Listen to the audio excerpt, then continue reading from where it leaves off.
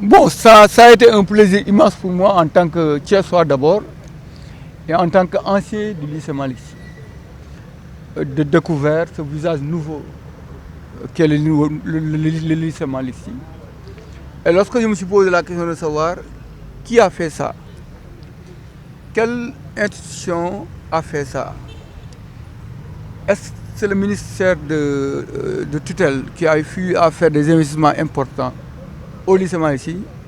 Quelqu'un m'a répondu que c'est un Thiessois,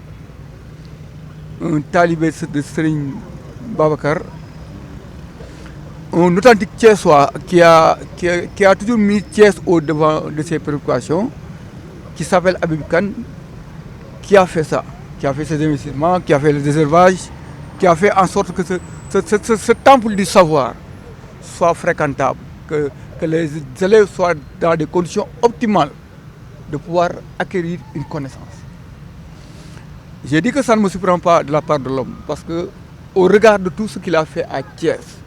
dans le domaine de l'éducation, par l'accompagnement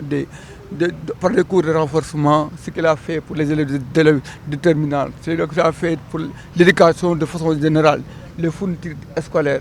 qu'il donne aux élèves gratuitement toutes les années. Ça ne me surprend pas de lui parce que au-delà de l'éducation, il a fait d'autres investissements. Il a accompagné beaucoup de Thiessois, en tout cas, surtout les femmes, à s'autofinancer. Il a aidé les jeunes, il a aidé les ASC, il a fait énormément de social lors des grands événements, que ce soit la Tabaski, la Korité, le Magal, le Gamou. Donc ça ne me surprend pas que ce Thiessois-là, conscient que ce temple du savoir-là, qu'est le lycée Malick Sy, qui a formé les plus d'éminents cadres, que ce temple-là soit dans cet état-là, qui n'était pas fréquentable, que lui, qui ne dispose pas de ressources publiques, parce que ça c'est l'État qui devait le faire. Donc quand un citoyen de partir son propre initiative, utilise ses propres moyens pour donner plus de visibilité à ce lycée, je crois que le devoir de tout Thiessois, de tout ancien lycée Malick Sy, de tout Thiessois de façon générale, est de lui dérouler le tapis rouge. Parce qu'il mérite vraiment toutes les félicitations. Il mérite, c'est un modèle, en tout cas, en termes d'engagement. Les autorités, de façon générale, en tout cas, devaient le recevoir et vraiment lui rendre hommage. Parce qu'il a investi dans un secteur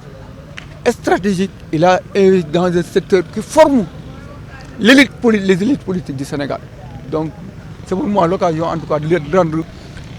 Il est de Thiès, ça ne se pose pas. Nul ne peut dire que Habib Kane n'est pas de Thiès.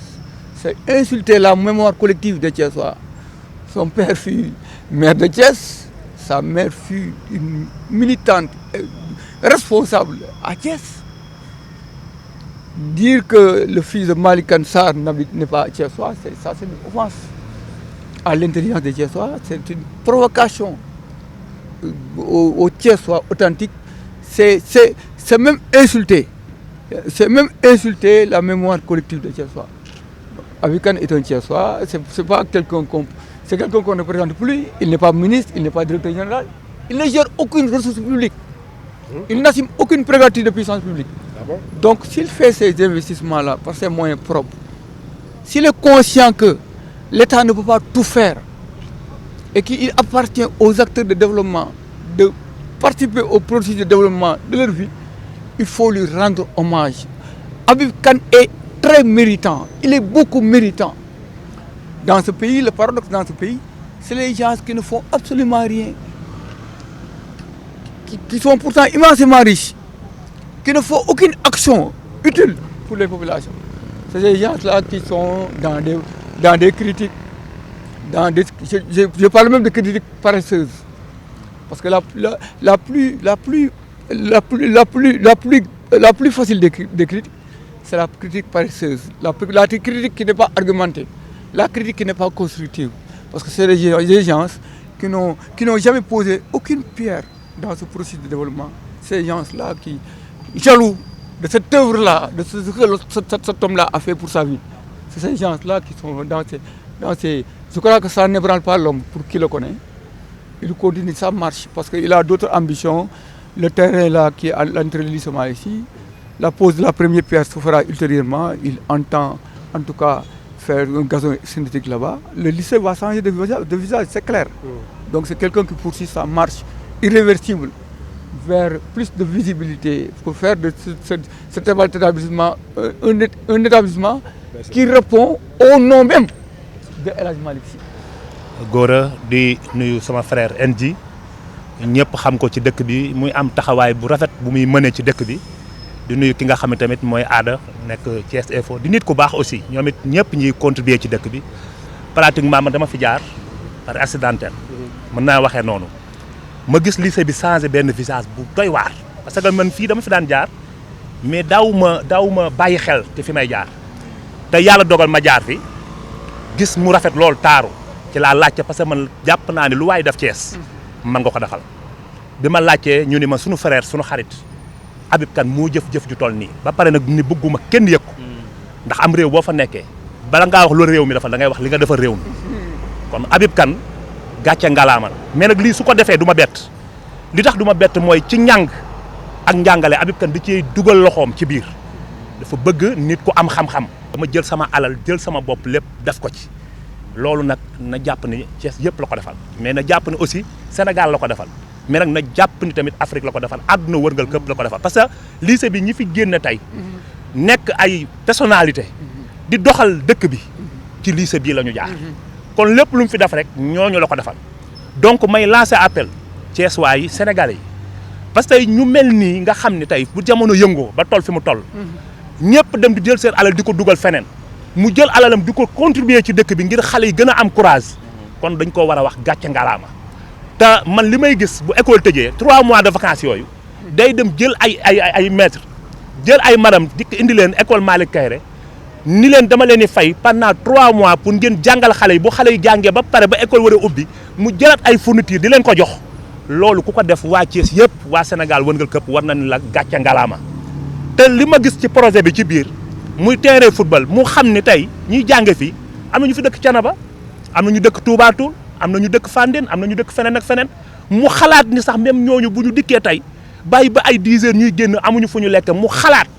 ni fii war na fi def ay restaurant yoo xam ni xale bu ci nekk pendant 1 mois yi dina fexe am lu mu joxe ñeneen ñi état joxe leneen li pour ñu mën a xool xale yi nan lañuy def ba lekk ba suur ba naan ba parce que nit ki soo lekkul naanoo dooy wut xam-xam doo ko am kon ma gis ni loolu lépp yërmande la et puis dugal fi tamit loo xam ne ay lu demee ne ay wifi pour nit ki tamit mën a connecté wu te doo jënd paas doo jënd dara di connecté parce que ñëpp xam na ne xarala yi fu mu toll tey nit ñi war nañu toog di jàng ci seen téléphone parce que téléphone loolu moo ko tax a jóg yi nga gis nit ñi di ko ci def loolu taxul jóg téléphone téléphone li ko tax a jóg mooy nga jàngi am xam-xam kon daal damay woo sénégalais yëpp ci jamono fi mu toll coow li bari kenn ku nekk xamu foo jëm ay xale yu ndaw nekk ci dëkk bi di taal di toj suñu xoolee tey ci ku mel ni tey président Habib Kane war nañu xam ne nit da nga war a servir sa réew sa réew nag servir ko du nga jël ay tali di taal déedéet du jël ay lampe di ko taal du jël ay pono di ko taal nit ki soo amee loolu naqar da nga war a manifester wu ba ñu xam ne am na loolu naqar yi mais bul yàq alalu jàmbur googu nag ñun ñëpp ñoo ko moom tey ji muy son excellence président de la république li mu fi nekk yëpp ñun sénégalais yi ñoo ko moom may lancer appel ñëpp nañu xool tey ku mel ni président Habib Kane ñu xool taxawaayam ci dëkk bi ndax jëf ji bi mu ko jëfee dañu du ma ko inauguré du ma ci woo nit mu di ko xool dama koo war a def naa ko parce que mu ko mën def naa ko ma ni ko non non parce que nit soo defee lu baax dañ ko war a wane ba nit ñi di roy ci yow di toppandoo ci yow tey sang ba ci Medinatu Munawwara boo gisee nit ñi di roy ci moom c'est parce que dañuy wax ay jaar-jaaram jekku nit jéggal ko diis ba pare oyof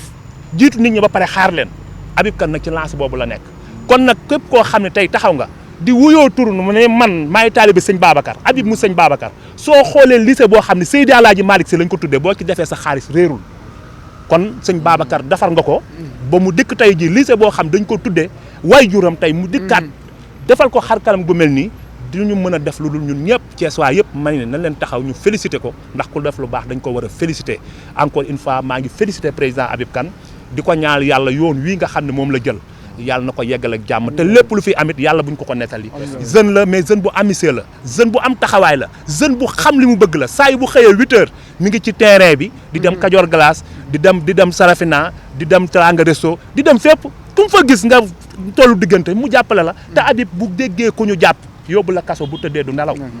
su gisee ku feebar war a am ordonnance su tëddee du nelaw tabaski lu mu yor da koy joxe parce que nit ñi nee na tabaski bu jotee ñëpp dañu war a dund tabaski ñu xam lan mooy tabaski feet yëpp noonu la ko defee màggal si Ahmad Bamba kenn mënu ko ci da ciy am taxawaay boo xam da ngay yaakaar ne Habib Mouride la mais Habib nee na daal moom vrai Thiessois la nekk nit koo xam nag idole la ñu roy ci moom ci nangoo génn li nga moom bokkoog nit ñi parce que partager Seydina Muhammad mënu ko njëkk a jàngal nit ki da nga war a partager yàlla bu la joxee kopp dana la naanal mais su la joxee paan dana la séddaleel ndokk yàlla nag Habib Kane ba nga xamee ni paan kuñ ko jox yàlla da nga ko war a séddale yaa ngi ci nee naa la nag doxalal day gën a neex day gën a baax kontaan rek et puis am ci kontaan te nuyu waa Sen Info Thiès 24 kontaan ci yéen trop di nuyu proviseur aussi moo ñu yombalal liggéey bi parce que keroog ba ñu commencé chantier bi président Habib Kane na ñëw ci proviseur bañ fa ñëw vraiment mu accueillir ñu ak sourire bu rafet vraiment sawar ci lool parce que à l'époque bañ fi ñëw fii àll la woon boo tollee fa la doo gis école bii yaa ngi dégg te lycée Malick Sy mun naan ne Thiès fi lépp fii la commencé ay général Moussa Fall fa góor mag capitaine ñëpp fii lañ jàngee ñëpp fii la ñu jàngee bon Olof Ndiaye da ne ginaar du bàyyi kuy bojj topp kuy taxani Habib Kane lépp lu muy def ko pour ngistal du politique da ko génn ci poosam def ko ngir yàlla ak yonent bi di doomi Thiès juddoo Thiès yoroo Thiès ñun amuñu sens jàngee fii mais buñ sañoon suñuy doom ñëw jàngee fii lycée Malick Sy parce que bëgg nañ ku ci ne bëgg nga ëllëg sa doom tekki te buntu bay nekk nii donc njàng ak njàngal lépp loo ci def yàlla moo lay fay te président Habib Kane li muy def nii yàlla rek a tax muy def ak yonent bi donc yàlla na ko yàlla jàppale vraiment may ko gudd fan may ko wér li may wax toujours rek mooy na bàyyi gars yi di wax parce que ñiy wax ni ñoo ko waroon def mais defuñu ko donc sont mécontents ñoom it yàlla na yàlla fóot seen i xol ba ñu mun a def lu mel nii merci beaucoup gars yi kontaan naa